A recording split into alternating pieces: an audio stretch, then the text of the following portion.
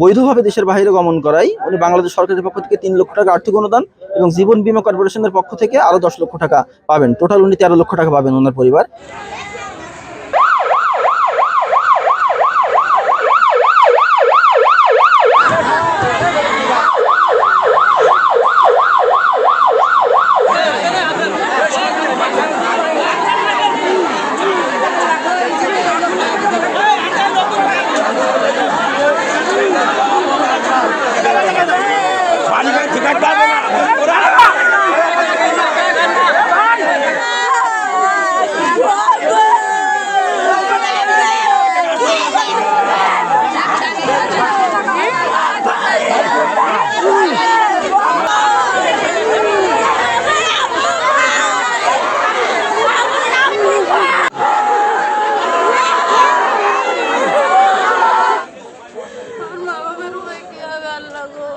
আমার মা বাবার কেউ নেই, একটা ভাই আমার মা বাবা কামাই করতে পারে না।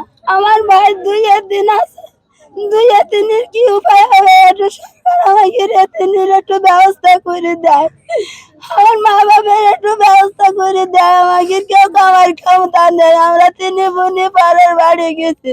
আমার একটা ভাই, ওই মা বাবার দেখার জন্য আমাকে আর কেউ নেই রে। সরকারের কাছে কি দাবি করবো? আমার শোনা তো নিয়ে গেছে, আমার কিনা দেখবে।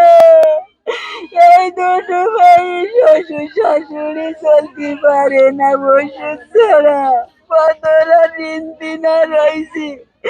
আমার বাড়িওয়ালা ঋণ শোধ করতে পারল না, শেষ হয়ে গেছে। গত রমজান মাসে সে লেবাননের উদ্দেশ্যে রওনা হয়, আমাদের সঙ্গে বিদায় নিয়ে যায়। সে খুবই হাসি খুশি ছেলেটা। তো আমরা হঠাৎ করে জানতে পারি যে 1 মাস আগে সে নিহত হয়েছে ড্রোনের হামলায় লেবাননে। একটা পর্যায়ে দুঃখের মধ্যে হলো একটু স্বস্তি পেয়েছি যে লাস্ট আমরা আজকে হাতে পেয়েছি। এই পরিবারটা খুবই অসহায় পরিবার, একমাত্র উপার্জনকারী ব্যক্তি ছিল এই শফিকুল, সে নিহত হয়ে গেছে। দেখার খুবই নেই, তার আব্বা মা আছে, বয়স্ক লোক। তা আমি গভর্নমেন্টের কাছে দাবি জানাবো একটি, সেটা এলাকাবাসীর পক্ষ থেকে এবং আমি ব্যক্তিগতভাবে, যে ওনার 2টি মেয়ে আছে, কন্যা সন্তান। বড় মেয়েটা সায়েন্সের ছাত্রী, মেধাবী স্টুডেন্ট, তাকে যেন গভর্নমেন্ট একটা চাকরি ব্যবস্থা করে দেন, তাহলে এই পরিবারটা একটু স্বস্তি পাবে আর কি।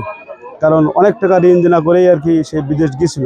আপনারা জেনে থাকবেন যে মৃত শফিকুল ইসলাম, ওনার লাশ ওয়েজার্নাস কল্যাণপুরের তত্ত্বাবধানে দেশে এসেছে এবং আর্থিক অনুদানের বিষয়ে অনেকে জানতে চাচ্ছেন। ওনার পরিবার এককালীন এয়ারপোর্ট থেকে 35,000 টাকার একটা চেক পেয়েছে এবং উনি বৈধভাবে দেশের বাইরে গমন করায় উনি বাংলাদেশ সরকারের পক্ষ থেকে 3 লক্ষ টাকা আর্থিক অনুদান এবং জীবন বীমা কর্পোরেশনের পক্ষ থেকে আরো 10 লক্ষ টাকা পাবেন। টোটাল উনি 13 লক্ষ টাকা পাবেন ওনার পরিবার, এবং এই পূর্ণাঙ্গ টাকা ওনার পরিবারের মাধ্যমে মুসলিম পারিবারিক শরিয়া আইন অনুযায়ী হস্তান্তর করা হবে।